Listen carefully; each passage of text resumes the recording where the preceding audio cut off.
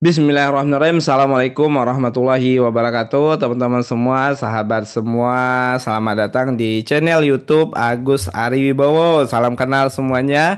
Saya Agus Ariwibowo, akrab disapa Uda Agus ya. Dan alhamdulillah ya, ini mungkin episode ke-12 ya di channel YouTube Agus Ariwibowo, yang mana di episode ini kita akan membahas satu hal sebenarnya yang sering banget ya ditanyain oleh Mas dan Mbak yang masih jomblo gitu ya. Ukuran kesiapan menikah itu apa? Ya. Sudahkah aku siap menikah gitu ya? Kadang bingung gitu kan. Apalagi ketika mungkin usia udah bertambah ya, pekerjaan juga udah ada ya, dan orang-orang terdekat nih udah nanyain kapan kamu nikah, kapan nih kamu punya gandengan gitu ya. Truk aja ada gandengannya, masa kamu enggak? Sendal aja ada pasangannya, masa kamu enggak gitu ya. Nah, kira-kira apa sih ukurannya? Apa eh, parameternya itu ya? Itulah yang insya Allah kita coba bahas di video ini ya. Kalau kita melihat ya ukuran atau parameter seseorang siap menikah atau tidak, setidaknya kami membagi menjadi dua parameter utama ya. Yang pertama adalah parameter berdasarkan syariat ya atau fikih pernikahan. Dan yang kedua adalah parameter berdasarkan psikologis ya. Nah, kita akan mulai dulu dari parameter apa kita akan mulai dulu dari parameter berdasarkan syariat Islam atau fikih pernikahan. Seseorang dikatakan siap menikah menurut syariat Islam, yang pertama adalah dia sudah berusia akil balik. Jadi kalau Anda usianya udah di atas 15 tahun, ya, kalau yang laki-laki mungkin sudah tumbuh jakun-jakunnya, ya, suaranya udah mulai berubah gitu ya. Dan juga sudah mengalami mimpi basah misalnya, ya, yang wanita sudah haid untuk pertama kalinya, yaitu tandanya akil balik ya. Nah, ketika sudah akil balik, maka dia sudah memenuhi salah satu kesiapan untuk menikah, ya. Nah, yang kedua adalah tentunya orang yang berakal, ya. Dia memiliki akal yang normal, gitu ya. Udah dewasa, yaitu tentu lebih baik lagi, gitu ya. Nah, setidaknya dia tidak mengalami gangguan kejiwaan. Nah, yang ketiga adalah dia memiliki kemampuan. Nah, kalau bicara kemampuan, ini dominannya buat laki-laki, karena kalau buat wanita itu yang ketiganya itu adalah dia sudah mendapatkan restu dan izin dari walinya. Nah, jadi kalau misalnya anggaplah usianya masih 15 tahun misalnya gitu ya, baru lulus SMP gitu ya, tapi dia sudah diizini nih sama walinya buat nikah, ya secara syariah dia sah menikah. Meskipun mungkin itu di beberapa kondisi tidak direkomendasikan ya. Kalau di daerah-daerah atau di kampung kan kadang kita suka ketemu ya anak lulus SMP bahkan lulus SD udah dinikahin gitu ya. Eh, Namun ya untuk menurut rekomendasi secara nasional ya, BKKBN kalau nggak salah, itu paling minimal lah di atas ya 19 tahun kalau nggak salah ya, atau di atas 19 tahun gitu ya. Nah, itu kesiapan menikah secara syariat buat wanita ya. Dia akil balik, dia berakal, dan dia juga sudah mendapatkan izin dan restu dari orang tuanya. Kalau yang laki-laki, ya kalau laki-laki ternyata beda. Ya, kalau laki-laki itu tidak ada keharusan untuk mendapatkan izin atau restu dari wali ya. Kalau laki-laki bahkan menikah tanpa sepengetahuan wali atau orang tuanya pun ya tetap sah aja dan nggak ada masalah ya. Kalau zaman dulu kan laki-laki merantau gitu ya. Tidak ada alat komunikasi ya, sulit buat menghubungi keluarga di kampung, jadi dia kalau nikah ya nikah nikah aja. Nah, pulang-pulang udah bawa anak gitu ya, dan itu hal yang lumrah bagi laki-laki, itu tidak ada masalah ya. Nah, kalau bagi laki-laki apa ukuran kesiapan menikahnya? Itu adalah dia memiliki kemampuan.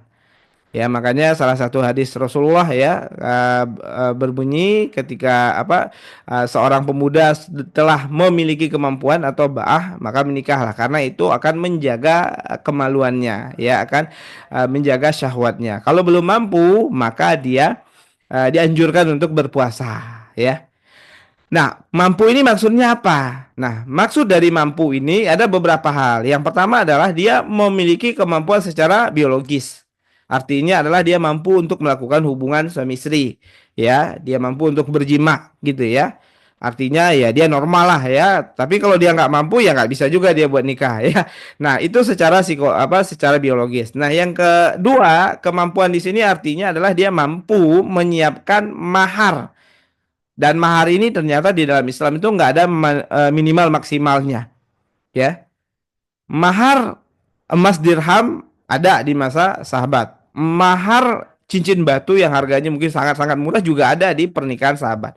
Jadi berapapun mahar, insya Allah nggak ada masalah selama wanitanya ridho. Dan bahkan Rasulullah mengatakan bahwa wanita yang paling besar keberkahannya adalah ketika dia yang meringankan maharnya dan meringankan nafkahnya. Nah, jadi selama wanitanya ridho, selama wanitanya ikhlas, tidak ada masalah. Saya pernah dulu menyaksikan pernikahan ya. Ini memang bukan gadis dan bujang ya, tapi duda dan janda. Itu maharnya itu 5.000 rupiah, ya. Jadi itu mungkin buat syarat, buat disebutin aja gitu ya. Dan itu sah teman-teman ya, selama ya wanitanya ridho dan itu nggak ada masalah. Karena syaratnya adalah wanita ridho. Syarat mahar itu kan sesuatu hal yang bermanfaat. Uang 5.000 bermanfaat nggak? Ya bermanfaat. Zaman Nabi dulu cincin batu ya bermanfaat juga sebagai perhiasan. Ya meskipun harganya itu sangat-sangat murah ya. Bahkan disebut sebagai hal yang paling murah. Sepasang sendal ya bermanfaat nggak? Ya bermanfaat. Jadi selama barangnya bermanfaat dan selama catatannya lagi nih wanitanya ridho, maka itu sah sebagai mahar. Nah lalu si laki-laki ini memiliki kemampuan untuk menyelenggarakan, membiayai akad nikahnya, bukan resepsi. Ya, catat ya akad nikah. Nah, untuk akad nikah sendiri itu insya Allah sangat-sangat dimudahkan ya. Kalau saya nggak salah, nanti teman-teman bisa cross check lagi. Kalau Anda menikahnya di KUA itu gratis.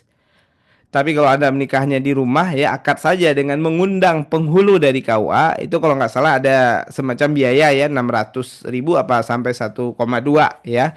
Nah, nanti bisa di cross check lagi ya soal ini info terbarunya. Artinya apa? Artinya sangat dimudahkan ya. Lalu seorang laki-laki juga dikatakan mampu menikah ketika dia memiliki kemampuan untuk memberikan makan istrinya di hari H pernikahannya. Buat besok gimana? Kalau misalnya dia udah habis gitu ya, misalnya duitnya gitu ya buat besok, dia nggak ada duit lagi nih buat besok. Nah, selama dia memiliki kemauan untuk bertanggung jawab, ya dia memiliki kemampuan secara fisik, dia punya tenaga, dia pikiran akalnya masih sehat gitu ya, maka dia bisa cari nafkah lagi buat makan besok. Nah, setidaknya dia bisa apa namanya mampu memberi makan ya paling minimal ada uangnya gitu ya buat makan di hari H pernikahannya dan juga kemampuan ya dalam hal niat gitu ya dalam hal sikap mental untuk berjuang menafkahi keluarganya di hari-hari berikutnya. Nah, paling minimal untuk makan itu adalah setidaknya sama seperti yang dia makan. Dan tentunya lagi ini kan soal penafkahan ya. Sebelum menikah kan ngobrol dulu nih sama calon istrinya dan tentu lagi istri apa calonnya udah ridho kalau udah menikah gitu ya. Karena nanti dalam ta'aruf kan ada tuh obrolan tentang sumber penghasilan pasangan ya, berapa kemampuannya untuk menafkahi. Nanti akan kebayang ya kira-kira nih lauknya apa gitu ya. Itu akan kebayang dari penghasilannya berapa ya. Kurang lebih begitu ya. Nah, lalu selanjutnya adalah dia memiliki kemampuan untuk menyiapkan tempat tinggal. Nggak harus punya rumah sendiri, boleh ngekos, boleh ngontrak. Ya, atau bahkan mungkin boleh dia numpang juga sama orang tuanya. Kalau orang tuanya ya nggak ada masalah gitu ya. Dan kalau lagi-lagi istrinya juga mau ya. Tentu hal ini juga udah diomongin sebelum nikah. Dan lalu selanjutnya yang terakhir adalah dia siap bisa untuk mampu menyiapkan pakaian. Ya. Nah, itu kurang lebih teman-teman ya kesiapan menikah menurut syariat Islam. Jadi sebenarnya menurut syariat Islam itu syarat-syarat untuk menikah itu diberi kemudahan ya, tapi ini bukan berarti untuk dianggap enteng ya bagi laki-laki khususnya ya. Wah, ini kan dimudahin, wah enteng lah ya, santai lah, jangan mau apa nggak perlu kerja keras dan sebagainya.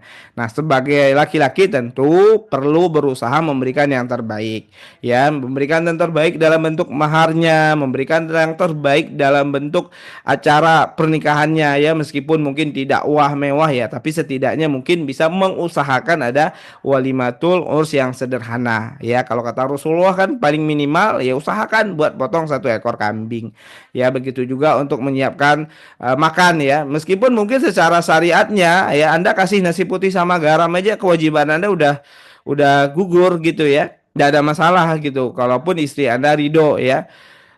Tapi untuk bisa melahirkan anak-anak yang cerdas, anak yang sehat, ya tentu Anda nggak bisa ngasih istri makannya garam terus ya, sama kecap gitu ya, apalagi pas dia lagi hamil dan sebagainya.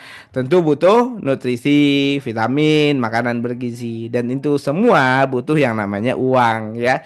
Makanya perlu untuk ya berkomitmen ya untuk berusaha mencari nafkah yang terbaik dengan cara yang terbaik ya. Begitu juga dengan tempat tinggal ya. Sebagai laki-laki perlu mengusahakan yang terbaik juga. Terbaik ya semampunya dia ya. Begitu juga dengan pakaian. Nah, itu kesiapan secara syariat Islamnya.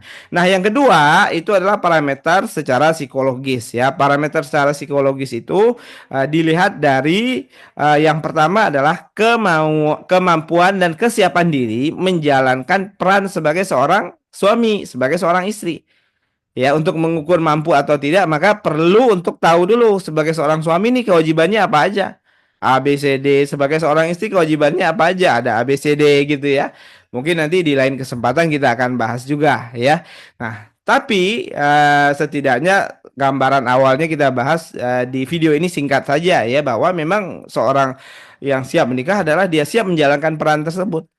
Ya, laki-laki misalnya kewajibannya nyari nafkah, jangan sampai nanti ketika dia setelah menikah ya dia mengabaikan, melalaikan kewajibannya. Yang harusnya dia jadi tulang punggung ya malah istrinya yang jadi tulang punggung, banting tulang bagi sampai petang gitu misalnya. Nah, ini tentu tidak bagus ya, tidak baik.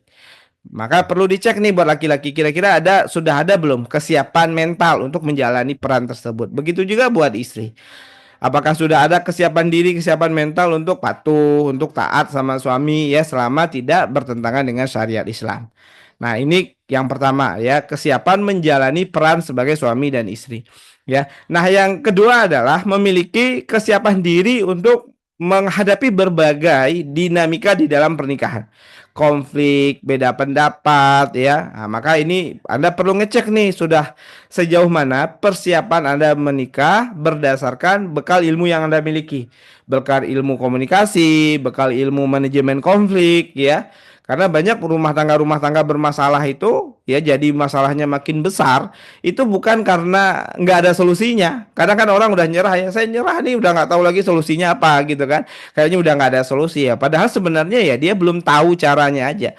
Nah, agar tahu caranya maka di sanalah pentingnya dan perlunya untuk belajar ilmu-ilmu pernikahan. Belum nanti lagi ditambah lagi kesiapan diri menjadi seorang ayah. Ini tentu naik level lagi nih ya. Kesiapan diri menjadi seorang ibu ya. Ada proses hamil, ada melahirkan dan sebagainya ya. Dan juga kesiapan mental menjadi seorang menantu ya. Bagaimana berinteraksi dengan mertua dan seterusnya. Nah, yang terakhir adalah kesiapan mental untuk terus berjuang mempertahankan pernikahan. Karena memang di awal-awal pernikahan, apalagi di masa-masa adaptasi ya, masa 3 tahun pertama, masa 4 tahun, 5 tahun pertama pernikahan tuh terkadang goncangannya cukup kuat ya. Nah, kadang banyak orang menyerah.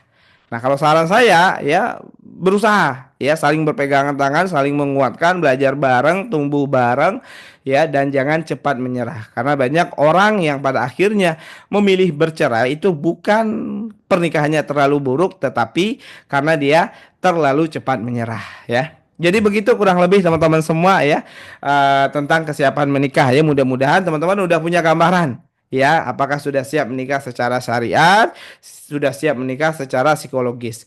Kalau mungkin belum siap ya, udah mulai punya gambaran nih hal mana nih yang perlu ditingkatkan, hal mana nih yang perlu di-upgrade dalam dirinya.